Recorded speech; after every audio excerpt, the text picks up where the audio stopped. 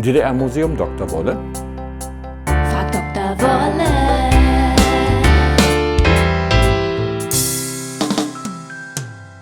Wie kam es, dass die DDR im Leistungssport so erfolgreich war? Und warum hat das gerade beim Fußball nicht geklappt? Es gab damals in der DDR den Witz, die 3 Großmächte des Sports würden mit U anfangen. Also die USA, die UdSSR und unsere Republik. Das hatte aber einen guten Hintergrund, denn es war in der Tat so. Die DDR war im Sport ganz außerordentlich erfolgreich, wie auf kaum einem anderen Gebiet. Und es war für die DDR so ungeheuer wichtig, weil das schon in den Jahren so war, als die DDR überhaupt noch kein international anerkannter Staat war. Wenn man sich mal zurückerinnert an die 50er Jahre, da hatte die DDR keinerlei internationale Anerkennung, auch keine diplomatischen Vertretungen außerhalb des Ostblocks.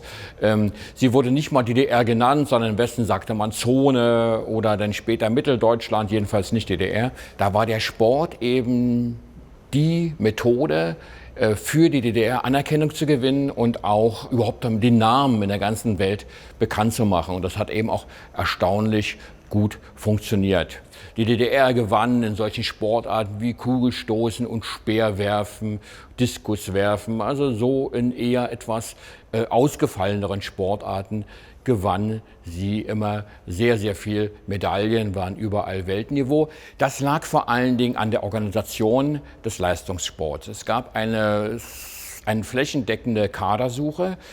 Die Leute der Sportschulen zogen also von Schule zu Schule und suchten sich Talente aus. Junge Leute oder Kinder eigentlich noch, die das rechte Format hatten, die rechte Körpergröße und holten dann in Sportschulen, wo sie ganz systematisch getrimmt wurden und leider, muss man eben auch sagen, hemmungslos gedopt. Das sah man dann so mancher Kugelstoßerin und mancher Speerwerferin durchaus an. Komischerweise funktionierte das auf einem Gebiet überhaupt nicht und das war der Fußball. Ja, es gab das Sparwassertor 1974, 1:0 gegen die BRD-Mannschaft, großer Jubel im ganzen Land, aber dabei blieb es auch bei dem einen Tor. Im Großen und Ganzen sah der DDR-Fußball bei Weltmeisterschaften, Europameisterschaften keine Sonne. Die allgemeine Identifikation, die sich durchaus mit manchen Sportstars der DDR herstellte, zum Beispiel mit den Eislaufsternchen wie Gabi Seifert. Hier haben wir einen Pokal, den sie 1960 gewonnen hat und die sie unserem Museum gestiftet hat. Oder Katharina Witt natürlich. Da gab es durchaus eine echte Begeisterung dafür. Aber beim Fußball kippt das sofort wieder um. Und wenn irgendwo die BRD-Mannschaft antrat bei Welt- oder Europameisterschaften, dann fieberte auch die gesamte DDR eben mit Deutschland mit, wie es dann wieder hieß.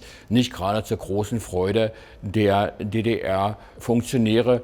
Und so blieb es eben dabei, dass die DDR trotz aller ihrer großartigen Erfolge und ihrer vielen Gold-, Silber- und Bronzemedaillen, die sie errungen hat, in diesem entscheidenden Gebiet, was da eben doch die populärste Sportart ist, ziemlich blass aussah und keine sehr großen Erfolge errungen hat.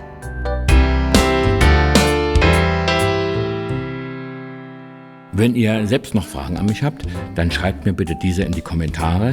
Ich freue mich auf euren Beitrag. Wenn ihr keine Folge von Frag Dr. Wolle verpassen wollt, dann klickt bitte auf Abonnieren.